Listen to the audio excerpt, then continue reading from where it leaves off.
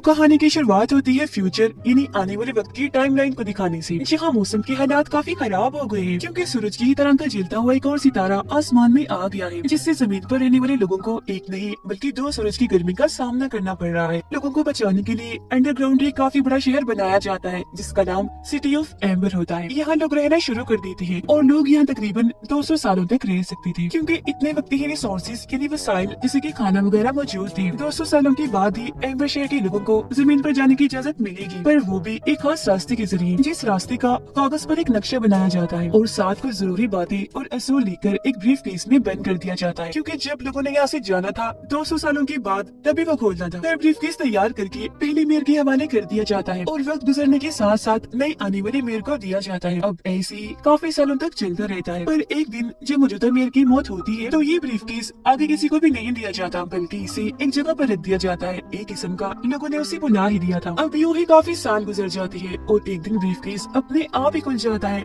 अब हम एम्बर शहर की मौजूदा सूरत हाल को देखते हैं जो अब एक जनरेटर पर चल रहा है, पर मुसीबत ये जनरेटर भी जल्दी खराब होने वाला है। साथ ही खाने पीने का सामान भी काफी तेजी से खत्म होता जा रहा था। एम्बर शहर में हमें एक स्कूल दिखाया जाता है जहाँ जब सारे बच्चे अपनी पढ़ाई पूरी कर लेते हैं तो एक पार्टी रखी जाती है जिसमें हर एक बच्चे को एक पर्ची निकालनी होती है। पर्ची पर बहुत सारी जॉब्स के बारे में लिखा हुआ था और जो पर्ची जिस बच्चे के हिस्से में आएगी उसे वही जॉब करनी होगी सारी जिंदगी। इसमें हर तरह की छोटी से बड़ी जॉब शामिल की गई थी और सबसे ज्यादा जिस जॉब की पर्चियां डाली गई थी वो जनरेटर की मैकेनिक की थी। अब यहाँ हमें जॉन नाम का एक लड़का दिखाया जाता है जो अपने डैड की तरह जनरेटर का मैकेनिक बनना चाहता था, पर उसके हिस्से में जो पर्ची आई थी उस पर पोस्ट ऑफिस लिखा हुआ था, मतलब वो डाकिये की जॉब करेगा। यही हमें एक लड़की भी दिखाई जाती है जिसका नाम लीना होता है जो जॉन की काफी अच्छी दोस्त थी। उसके हिस्से में पाइप्स का काम करने की जॉब आती है, लेकिन उसका सपना हमेशा से डाकिया बनने का था, तो इसीलिए डॉन उसके साथ अपनी पर्ची बदल लेता है। डाकिया बनने की खुशी में भागी भागी लीना अपने घर जाती है जहाँ उसकी दादी थी, वो भी लीना के साथ उसकी खुशी में खुश थी। वो यहाँ लीना को उसके डैड का मैसेज याद करवाती है। दरअसल मरने से पहले उसके डैड ने इस शहर और बाहरी दुनिया के बारे में काफी साफ साफ मैसेज छोड़ा था और साथ ही ब्रीफकेस के बारे में भी जिक्र किया था, पर लीना ने कभी भी इस पर ध्यान नहीं दिया क्योंकि उसका मानना था कि ये सब फजूल है। अगले दिन वो काम पर जाती है, काफी खुश थी और बड़ी अच्छे से अपना काम कर रही थी, पर तभी अचानक शोर मचने लगता है। वो जब बाहर चेक करने आती है तो कुछ लोग एक आदमी को मार रही थी क्योंकि उसका कहना था कि इस शहर का जो अंधेरे वाला हिस्सा है जो सबका जाना मना है, मैंने वहाँ एक काफी बड़ा कीड़ा जो क्रिएचर बन गया था उसे देखा, पर किसी को भी उसकी बातों का यकीन नहीं था। सब पागल समझकर उसे मार रहे थे, लेकिन यहाँ पर लीना को उस क्रिएचर का सींग मिल जाता है जिसे उस आदमी ने फेंक दिया था, तो ये उसे अपने पास रख लेती है। डॉन भी काम पर जाता है, पर यहाँ उसका बॉस काफी गुस्से वाला था, उससे बहुत मुश्किल काम करवाता है। डॉन अपने बॉस को कहता है कि मैं पाइपलाइन को ठीक करना चाहता हूँ जो खराब है, पर उसका बॉस ये कहते हुए मना कर देता है कि रहने दो, तुम नहीं कर पाओगे क्योंकि तुमसे पहले भी बहुत सारे लोगों ने कोशिश की पर कुछ नहीं हुआ। वो फिर डॉन को एक मरे हुए वर्कर का हेलमेट देकर काम पर लगने का कहता है, पर क्योंकि पाइपलाइन के मसले को उसने ठीक करना था कैसे भी करके, तो वो चोरी चोरी अपने बॉस की जेब से पाइपलाइन का नक्शा चुरा लेता है। उसके जरिए इस पूरी जगह को चेक करते हुए वो काफी आगे चला गया था। वो फिर कमरा नंबर 351 के बाहर पहुंचता है जहां सबका जाना मना था, और यहाँ आकर तो उसकी लगन और बढ़ जाती है। साथ ही वो काफी हैरान भी था क्योंकि इस तरह का कोई भी कमरा नक्शे में था ही नहीं, तो इसीलिए वो अपनी खोज जारी रखता है। ये पाइपलाइन काफी बड़ी थी, कोई भी नहीं जानता था कि ये कहाँ तक जाती है। आगे बढ़ते हुए वो एक ऐसी जगह पर पहुँचता है जहाँ पर खाना रखा जाता है और वो ये देखकर काफी घबरा जाता है कि खाना काफी हद तक खत्म हो गया है। तभी इधर फोर्ट गार्ड जो यहाँ की रखवाली करता है वो डॉन को गले से आकर पकड़ लेता है क्योंकि यहाँ तक आना सबका मना था। वो उस पर गुस्सा कर ही रहा था कि तभी अचानक जनरेटर बंद हो जाता है और धीरे धीरे करके पूरे शहर की लाइट चली जाती है। हर तरफ अंधेरा छा गया था। अब जनरेटर को फिलहाल तो ठीक कर लिया जाता है, पर सब जानते थे कि वो ज्यादा टाइम तक चलने वाला नहीं है। इसी रात लीना अपनी दादी के घर जाती है और उनसे उस ब्रीफकेस के बारे में पूछती है। दरअसल जब भी ब्रीफकेस का सिलसिला चल रहा था तो लीना की दादा भी मेयर थे और उनकी ही मौत होने के साथ ये ब्रीफकेस आगे किसी मेयर को भी नहीं दिया गया। वो ब्रीफकेस को ढूंढती है जो उससे मिल तो जाता है, पर वो नहीं जानती थी कि आखिर इसके साथ करना क्या है। अगले दिन जब लीना मेयर के पास जाती है तो वो खाने के डिब्बे छुपा रहा था जिसे वो देख चुकी थी। मेयर यहाँ लगी कुछ तस्वीरें लीना को दिखाता है जिसमें उसकी दादा की तस्वीर भी थी और उन्होंने ये ब्रीफकेस पकड़ा हुआ था। अब उन लोगों के ऊपर हालात खराब होने लगते हैं क्योंकि अब उन्हें खाने पीने और दवाइयों की तंगी से गुजरना पड़ रहा था। अब लीना डॉन से मिलती है और उसे वो सींग देती है जो उसी बड़े कीड़े यानी क्रिएचर का था जिसे आदमी ने फेंक दिया था। डॉन सींग लेकर अपने डैड की मदद से पता लगवाता है कि ये असली है या नहीं। उसके डैड के पास काफी जानकारी थी इस बारे में, पर उन्हें भी समझ नहीं लगती कि आखिर किसी कीड़े का सींग इतना बड़ा कैसे हो सकता है। वो फिर डॉन की मदद करने से इनकार कर देती है क्योंकि वो नहीं चाहती थी कि वो शहर के बारे में ज्यादा खोज करे। उसके डैड साइड से भी कोई मदद ना मिलने पर लीना उसे वो ब्रीफ केस दिखाती है जिसमें से एक फटा हुआ कागज का टुकड़ा,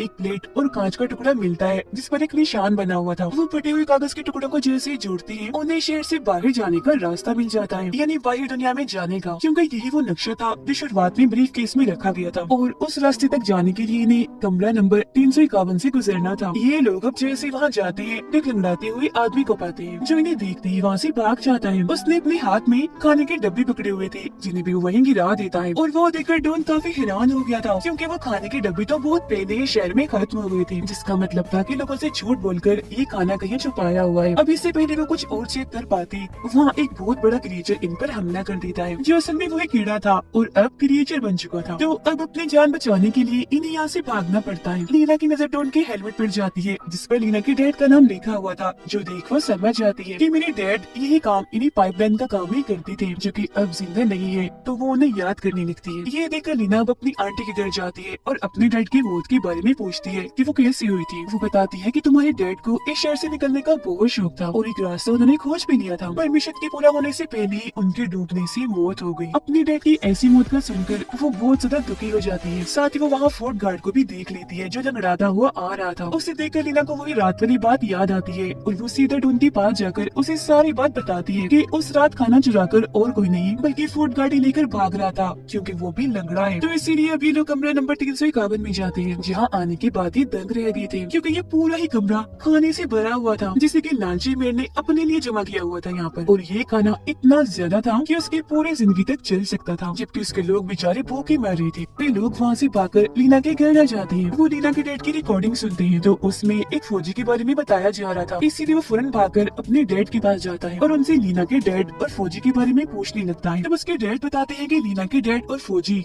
मिशन में एक साथ थे, पाइपलाइंस का ही काम करते थे, पर कभी भी अपने मिशन में कामयाब नहीं हुए, बल्कि लीना के डैड के साथ साथ उनके बहुत सारे साथियों की भी मौत हो गई, उस फौजी की भी। इसीलिए मैंने कभी तुम्हें इस मिशन के बारे में नहीं बताया, बल्कि हमेशा मैकेनिक और पाइपलाइन के काम से दूर रखने की कोशिश की। अब डॉन अपने डैड की परेशानी समझ तो जाता है पर उसे कैसे भी करके अब इस मिशन को पूरा करना था, यानी कि यहाँ से खुद भी निकल कर और बाकी लोगों को भी निकाल कर। उधर लीना मेरे को बेनकाब करने की कोशिश करती है, यानी कि वो कितना बड़ा लालची है सबके सामने लाना चाहती थी, लेकिन बेचारी पकड़ी जाती है, उसे खुद मेर नहीं पकड़ा था। लेकिन तभी यहाँ की लाइट्स बंद होना शुरू हो जाती है, जिस चीज का फायदा उठाकर लीना मेरे का बैग चुरा कर भाग जाती है, जिस वजह से लीना और डॉन दोनों को क्रिमिनल इन्हीं अपराधियों की लिस्ट में टॉप पर डाल दिया जाता है। वो लोग अब मेर के बैज और ब्रीफकेस से मेरे कांच के टुकड़े को एक साथ जोड़ते हैं, जिससे वो मुकम्मल हो गया था और उस पर वो निशान बन गया था जो जनरेटर रूम के दरवाजे पर भी बना हुआ था। उन्हें लगता है कि शायद ये उस कमरे की चाबी है, वो कमरा नहीं खुलता। फिर जब नक्शे पर लिखी गई जरूरी बातों को लेना पड़ती है तो उसे पता चलता है कि उन्हें एक अलमारी को हटाना है, और अब जैसे वो अलमारी हटाती है अंदर एक खुफिया जगह पर बहुत सारी अलमारियां पड़ी हुई थी। वो फिर दूसरे सोल को पढ़ती है तो उसके मुताबिक व्हील को घुमाने लगती है, जिससे सारी अलमारियां एक तरफ और जनरेटर रूम एक तरफ हो जाता है। एक खुफिया दरवाजा जैसे खुलता है ये एक और अंडरग्राउंड शहर में आ पहुँचते हैं। यहाँ एक लंबी सी नदी मशीनरी के एक बहुत ही बड़े टुकड़े के साथ जुड़ी हुई थी। दरअसल ये सारी अलमारियां यहाँ इसलिए नहीं थी कि इनमें सामान रखा जाएगा, बल्कि इसमें बैठकर लोग यहाँ से जाएंगे।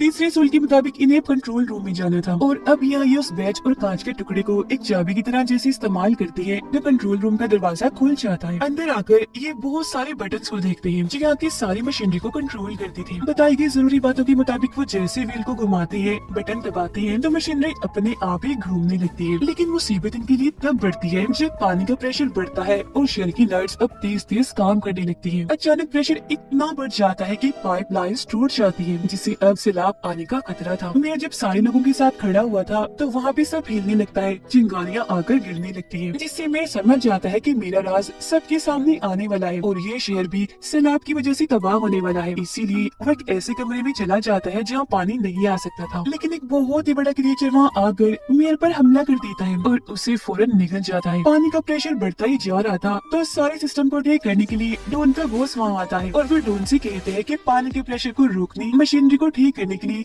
हैंडल को पकड़े रखना है, जो काम जाहिर है खतरनाक है पर लोगों की जान ऐसे बचाई जा सकती है, तो तुम यहाँ से भाग जाओ, ये काम मैं कर लूंगा। अब हालांकि डॉन ऐसे करना तो नहीं चाहता था पर उसे जाना ही पड़ता है और उसका बॉस अपनी जान पर खेलकर हैंडल को पकड़े ही रखता है। अब यहाँ लीना, उसकी छोटी बहन और डॉन एक किश्ती में बैठ जाती है। पानी के प्रेशर की वजह से उनकी किश्ती वहाँ से निकल जाती है। वो लोग काफी आगे आकर एक ऐसी सुरंग में आ जाते हैं जहाँ बहुत ही अंधेरा था। इन लोगों को ठीक नहीं लग रहा था तो अपनी जान बचाने के लिए दुआएं करने लगते हैं। अब ये लोग एक काफी बड़े झरने से नीचे आ रही थी काफी तेजी से। उन्हें डर लग रहा था तो अपनी वो आंखें बंद कर लेते हैं। वो लोग जब अपनी आंखें खोलते हैं तो खुद को तलाब नहीं पाते हैं। थोड़ी आगे जाने पर उन्हें रोशनी दिखने लगती है। रोशनी का पीछे करते करते वो आखिरकार जमीन पर आ ही जाते हैं, यानी बाहरी दुनिया में। पर वो यहाँ आकर खुश नहीं थी क्योंकि यहाँ भी इतना ही अंधेरा था जितना के अंदर था। फिर जैसे सुबह होती है और सूरज निकलता है तो इनकी आंखों में एक अलग ही चमक थी। वो बहुत खुश थे क्योंकि अब वो जमीन पर आराम से जिंदगी गुजार सकती थी। अब जिंदगी यहाँ मुमकिन थी। चलता हुआ सितारा यहाँ से जा चुका था। वो उड़ते हुए परिंदों को जब देखते हैं तो उनका पीछा करते करते एक काफी बड़े गड्ढे के पास आ पहुँचते हैं, जिससे काफी नीचे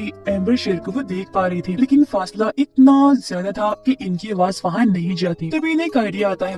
लीना उस रास्ते का नक्शा एक पत्थर पर बांधकर नीचे फेंक देती है, जिसे ढूंढ के डैड उठा लेती है और इस तरह से जो लोग इंटरटेनमेंट नहीं चाहते उनका यहाँ कोई काम नहीं, और जो लोग इंटरटेनमेंट चाहते हैं वो सब्सक्राइब कर लें।